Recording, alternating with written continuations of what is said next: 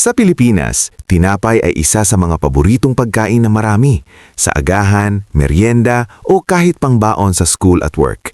Madaling kainin, mura ang pambili at masarap kahit walang palaman, kaya malaki ang papel nito sa araw-araw ng isang Pinoy. Ngunit, hindi lahat ng tinapay ay pantay-pantay pagdating sa nutrisyon. Maraming mass-produced bread brands ang sobrang pino ang paggawa, mataas sa simple carbohydrates at sodium na maaaring magdulot ng mabilis na pantaas ng blood sugar at dagdag taba kung sobra ang konsumo. Ayon sa mga nutritional research sa bread, white bread na gawa sa highly processed flour ay mabilis makadagdag ng glucose sa dugo, dahilan ng pagtaas ng timbang at posibleng panganib sa type 2 diabetes kapag madalas kainin ng walang balanseng dieta. Kaya ngayong video, pag-uusapan natin ang 6 na bread brands na dapat iwasan kung health goals mo ang priority at 3 bread options naman na worth it dahil mas mataas ang nutritional value nila at mas mababa ang risk kapag kinain sa tamang dami. Lalagyan natin ito ng Filipino research context at practical na payo kung bakit mas mainam ang mga alternatibo. Lahat ng ito ay para tulungan kayong gumawa ng mas informed choice sa pagpili ng tinapay. Hindi lang dahil mas masarap, kundi dahil mas mainam sa kalusugan. Pero bago tayo magsimula, sabihin mo sa komento kung anong klase ng tinapay ang madalas mong binibili at bakit. Ngayon, simulan na natin. Una, Gardenia Classic White Bread. Popular pero madalas mataas sa refined carbs. Ang Gardenia Classic White Bread ay isa sa pinakapopular na tinapay sa buong Pilipinas. Madalas makita sa shelves ng supermarkets at paboritong everyday bread ng maraming pamilya dahil sa lambot at pagiging versatile nito. Ayon sa nutrition comparisons, maraming white bread gaya nito ay mataas sa simple carbohydrates at sodium dahil sa refined wheat flour at processing methods. Mataas ang kanyang glycemic index kaya mabilis itong nagiging glucose sa dugo pagkatapos lunukin. Bagamat may mga variant ang Gardenia na may high fiber at fortified vitamins, ang classic white bread mismo ay hindi ganun ka-nutritive kahit ito ay may dagdag na micronutrients tulad ng iron at folate. Kahit may mga micronutrients, madalas pa rin itong mababa sa fiber na kailangan para mapabagal ang pag-absorb ng sugar sa dugo at para sa mas ma-healthy na digestion. Para sa isang Pinoy pamilya, madalas na uuwi sa labis-labis na carbohydrate ang Gardenia Classic pag hindi inaalagaan ng portion. Ito ay hindi ganap na masama, pero kung kalusugan ang pag-uusapan, ang frequent consumption nito ng walang alinlangan ay makakadagdag sa iyong daily sugar spikes at maaaring magpataas ng diabetes risk sa long term, lalo na sa mga may sedentary lifestyle o may pre-diabetes. Pangalawa, Monde Fluffy Bread. Masarap pero mababang fiber, mataas sodium concern. Isa rin sa kilalang big brand sa Pilipinas ang Monde Fluffy Bread. Tinapay na sobrang fluffy at soft, madalas pinili dahil mabilis kainin at swak sa kids pati adult snacks. Kahit hindi marami ang official nutrition data na nai-release ng brand mismo, base sa independent bread nutrition comparisons, maraming mga white bread variants na ganito ang mababa sa fiber at may mataas na sodium at carbs na walang sustansya. Ang texture na napaka-fluffy at soft ay kadalasang dahil sa mataas na refinement ng flour at paggamit ng emulsifiers at additives na nagpapaganda ng mouthfeel pero hindi nagdadagdag ng tunay na nutrisyon. Ang mga ganitong additives at refined carbs ay mas madaling nagiging sugar sa dugo pagkatapos kainin na hindi ideal kung goal mo ay healthy lifestyle. Hindi ibig sabihin na lahat ng Monde bread ay masama, pero kung araw-araw mo itong kinakain ng walang balancing fiber o protein sa diet, mas malaki ang tsansa na mag-spike ang blood sugar at kumalat ang visceral fat sa tiyan. Sa madaling salita, ito ay mas comfort food kaysa nutritive stable food kung hindi mo ito binabalanse sa ibang pagkain. Kung nanonood ka pa rin ng video na ito at nakakatulong sa iyo ang mga impormasyong ito, paki-comment ng numero 2 sa ibaba para malaman kung nandito ka. At kung hindi ka pa nakasubscribe, inirerekomenda kong mag-subscribe ka at i-on ang bell notification para hindi mo makiligtaan ang mga susunod na videos. Ang iyong suporta ay tumutulong sa amin na makagawa pa ng magagandang content para sa iyo. Ngayon, magpatuloy tayo. Pangatlo, Julie's Bake Shop Pandesal at Loaves. Masarap pero masyadong refined at mataas sa carbs. Ang Julie's Bake Shop ay isa sa pinakakilalang panaderia sa Pilipinas na may mahigit 600 branches sa buong bansa. Para sa maraming pamilyang Pilipino, ang pandesal, cheese bread at Spanish bread nila ay bahagi na ng pang-araw-araw na almusal o merienda. Madaling bilhin, abot kaya at talagang masarap, kaya hindi nakakapagtaka kung bakit ito naging staple sa maraming tahanan. Ngunit ayon sa nutrisyon at medical research, karamihan sa mga tinapay na ito ay gawa sa refined wheat flour na mataas sa simple carbohydrates at mababa sa dietary fiber. Kapag kinain, mabilis itong natutunaw sa katawan at nagdudulot ng biglaang pagtaas ng blood sugar.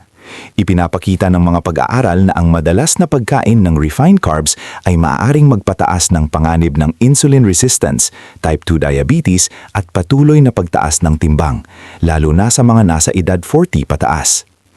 Isa pang problema ay ang mahinang satiety effect ng ganitong tinapay. Hindi ito nakakabusog ng matagal, kaya mas madalas kang magutom at mapakain muli. Kapag walang kasamang protina tulad ng itlog o isda at fiber-rich foods, gulay o prutas, nagiging empty calories ito. Mataas sa enerhiya pero kulang sa nutrisyon. Hindi ibig sabihin nito na bawal na ang Julie's Bake Shop. Ayon sa mga eksperto, ang susi ay moderation at tamang kombinasyon. Kung kakain ng pandesal, mas mainam na samahan ito ng protina at hibla upang maging mas balanse, mas nakakabusog at mas ligtas para sa pangmatagalang kalusugan. Pang-apat, Marby bread. Walnut o whole wheat pero may limitasyon din.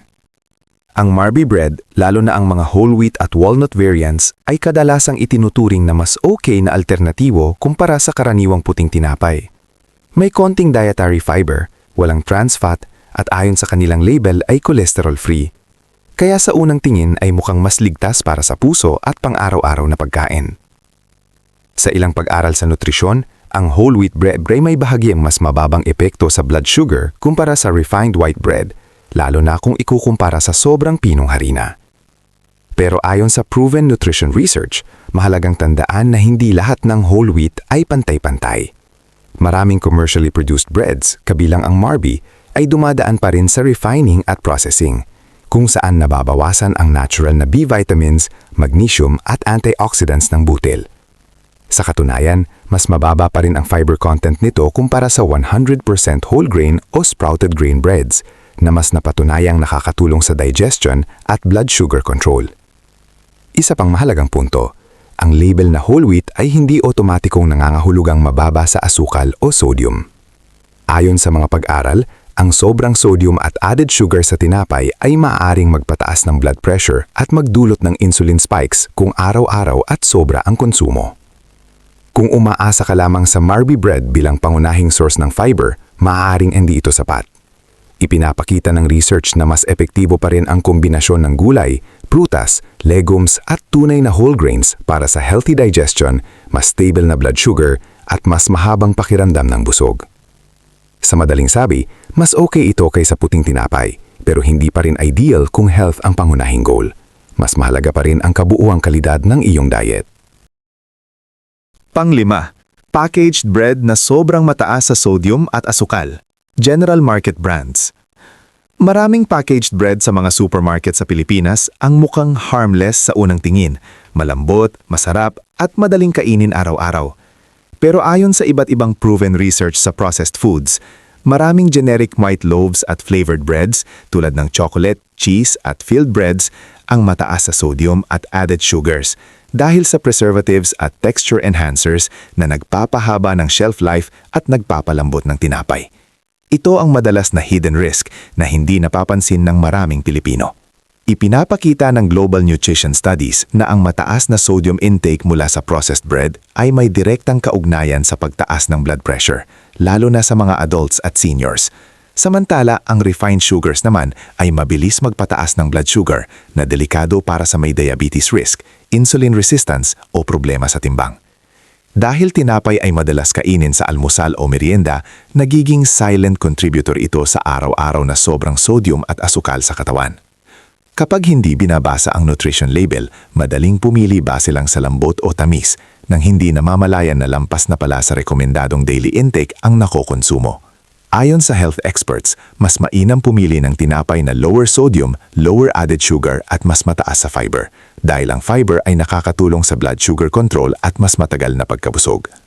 Sa huli, ang pagiging label smart consumer ay isang simpleng pero makapangyarihang hakbang para sa mas malusog na puso, mas stable na blood sugar at mas mahabang buhay.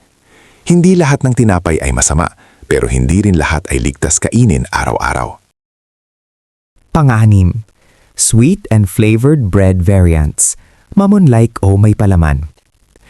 Marami sa mga sweet at flavored bread variants na madaling makita sa mga bake shop at supermarkets tulad ng mamon-like breads, sweet buns, chocolate swirls, cheese breads at iba pang may palaman ay talagang kaakit-akit sa panlasa, pero hindi palaging kaibigan ng kalusugan. Ayon sa nutrition research, ang ganitong uri ng tinapay ay kadalasang mataas sa added sugars, refined flour, at saturated fats, ngulit mababa sa mahahalagang nutrients gaya ng fiber, protina, at micronutrients. Dahil dito, tinuturing silang empty calories, nakakabusog sandali pero kulang sa sustansyang kailangan ng katawan. Ipinapakita ng mga pag-aral na ang madalas na pagkain ng tinapay na may mataas na added sugar ay maaaring magdulot ng biglaang pagtaas ng blood sugar, lalo na sa mga may insulin resistance o diabetes.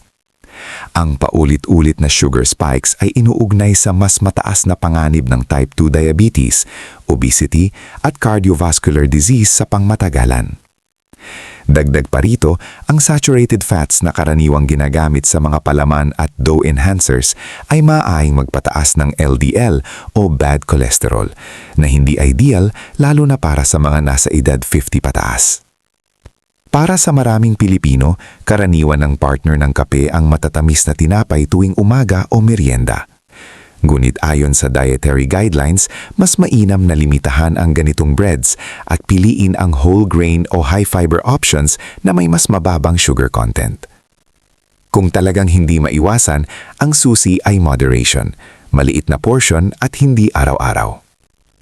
Sa huli, ang tamang kaalaman at mas maingat na pagpili ng tinapay ay malaking tulong upang mapanatili ang stable na enerhiya, mas maayos na blood sugar, at mas matibay na kalusugan sa paglipas ng panahon. 3 bread brands worth it kainin dahil mas nutritive choices. Una sa listahan ang Gardenia High Fiber Whole Wheat Bread. Kung naghahanap ka ng mas masustansyang alternatibo sa karaniwang puting tinapay, ang Gardenia High Fiber Whole Wheat Bread ay isa sa mga mas worth it na pagpipilian sa merkado. Hindi tulad ng pure white bread na halos refined carbohydrates lang ang laman, ang whole wheat variant na ito ay mas mataas sa dietary fiber na ayon sa mananing pag-aaral ay mahalaga para sa maayos na digestion at mas kontroladong blood sugar levels. Ipinapakita ng proven research na ang high-fiber diet ay nakakatulong upang mabawasan ang biglaang pagtaas ng asukal sa dugo pagkatapos kumain. Isang mahalagang benepisyo lalo na para sa mga senior, may pre-diabetes o may diabetes. Ang fiber ay nagpapabagal sa digestion ng carbohydrates kaya mas steady ang energy at hindi agad nagugutom. Bukod dito, ang whole wheat bread ay mas mayamang source ng B vitamins tulad ng B1 at B3, iron at magnesium kumpara sa regular white bread. Ang mga nutrients na ito ay mahalaga sa nerve function, paggawa ng enerhiya at kalusugan ng puso. Ayon sa nutritional studies, ang regular na pagkain ng whole grains ay may kaugnayan din sa mas mababang risk ng heart disease. Para sa mga Pilipinong sanay sa tinapay bilang almusal o merienda, magandang hakbang ang paglipat sa high-fiber bread. Mas nakakabusog ito kahit mas kaunting slice lang, kaya makakatulong din sa weight management. Hindi man ito perpekto, ngunit kumpara sa karamihan ng puting tinapay, ang Gardenia High Fiber Whole Wheat Bread ay isang mas matalinong pagpili para sa pang-araw-araw na pagkain, lalo na kung ang layunin mo ay mas maayos na kalusugan at mas balanseng nutrisyon. Pangalawa, Walter Bread, sugar-free o whole wheat variants. Ang mga produkto ng Walter Bread ay kilala bilang health-focused bread, lalo na ang kanilang sugar-free at whole wheat variants na dinisenyo para sa mga taong may diabetes, high blood sugar at weight concerns. Hindi tulad ng karaniwang puting tinapay na mabilis magpataas ng glucose level, ang Walter Bread ay may mas mataas na dietary fiber na napatunayang mahalaga sa kontroladong pagtaas ng asukal sa dugo ayon sa mga pag-aaral sa nutrition at glycemic control. Batay sa pananaliksik, ang whole wheat at high-fiber bread ay nakakatulong sa mas mabagal na digestion, kaya hindi bigla ang pagtaas ng blood sugar matapos kumain. Ito ay mahalaga lalo na sa mga senior at may diabetes dahil ang biglaang sugar spike ay maaaring magdulot ng pagkapagod, hilo at long-term complications. Ang low sodium content ng Walter Bread ay isa ring malaking benepisyo para sa heart health dahil ipinapakita ng maraming medical studies na ang labis na asin ay may direktang ugnayan sa high blood pressure at stroke risk. Dagdag pa rito, ang sugar-free formulation ay nakakatulong sa weight management dahil mas mababa ang empty calories at mas matagal ang pakiramdam ng kabusugan. Ipinapakita ng research na ang pagkain ng high-fiber foods ay maaaring magpababa ng overeating at cravings sa matatamis. Para sa mga Pilipino na sanay sa tinapay bilang almusal o merienda, ang Walter Bread ay isang mas ligtas at mas matalinong alternatibo. Sa kabuuan, ang Walter Bread ay hindi lang basta health bread sa pangalan. Ito ay sinusuportahan ng nutrition science at proven research. Kaya angkop para sa pang-araw-araw na pagkain ng mga taong inuuna ang kalusugan ng puso, blood sugar control at mas mahabang buhay. Pangatlo, specialty o artisanal bread, sourdough o 100% whole grain. Bagamat hindi kasing dali makita sa lahat ng supermarkets, ang artisanal breads na gawa sa 100% whole grains o gamit ang sourdough fermentation ay itinuturing na mas matalinong pagpipilian para sa kalusugan, lalo na para sa mga nasa edad 40 pataas. Ayon sa mga pag-aaral sa nutrisyon, ang mas mahabang fermentation ng sourdough ay nakakabawas sa glycemic response. Ibig sabihin, mas mabagal ang pagtaas ng asukal sa dugo kumpara sa ordinaryong puting tinapay. Mahalaga ito sa pag-iwas sa diabetes at bigla ang panghihina ng katawan.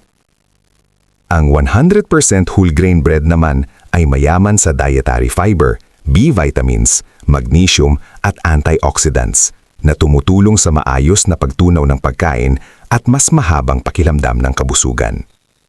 Ayon sa research, ang mataas na fiber intake ay may kaugnayan sa mas mababang risk ng sakit sa puso, obesity at constipation, karaniwang problema ng maraming Pilipino habang tumatanda. Bukod dito, ang natural fermentation ng sourdough ay nakakatulong sa gut health dahil pinapabuti nito ang balanse ng good bacteria sa bituka. Mas madaling tunawin ang tinapay na ito kaya mas kaunti ang bloating at discomfort pagkatapos kumain. Para sa mga sensitibo ang tiyan, malaking ginhawa ito. Kahit homemade man o mula sa local na bakery o boutique bread maker, ang ganitong klase ng tinapay ay quality over quantity. Oo, mas mahal ito kumpara sa commercial white bread, pero kung iisipin ang pangmatagalang benepisyo sa kalusugan, mas matatag na enerhiya, mas maayos na digestion, at mas mababang risk ng chronic disease, ito ay isang praktikal na investment sa sariling kalusugan, lalo na habang tumatanda.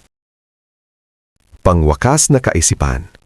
Sa huli, hindi kailangang i-blacklist ang tinapay sa iyong pagkain. Ayon sa maraming pag-aaral sa nutrisyon, ang tinapay, kapag pinili ng tama, ay pwedeng maging mahalagang bahagi ng balanced at sustainable na diet. Ang tunay na problema ay hindi ang tinapay mismo, kundi ang uri nito. Ipinapakita ng research na ang mga highly processed bread na mataas sa refined flour, added sugar at sodium, ngunit mababa sa fiber, ay may kaugnayan sa mas mataas na risk ng weight gain, insulin resistance at cardiovascular issues kapag madalas kainin. Sa kabilang banda, malinaw rin sa siyensya na ang whole grain at high fiber bread ay may benepisyo sa kalusugan. Ang fiber ay tumutulong sa mas maayos na digestion, mas mabagal na pagtaas ng blood sugar at mas matagal na pakiramdam ng kabusugan, na mahalaga lalo na para sa weight management at diabetes prevention.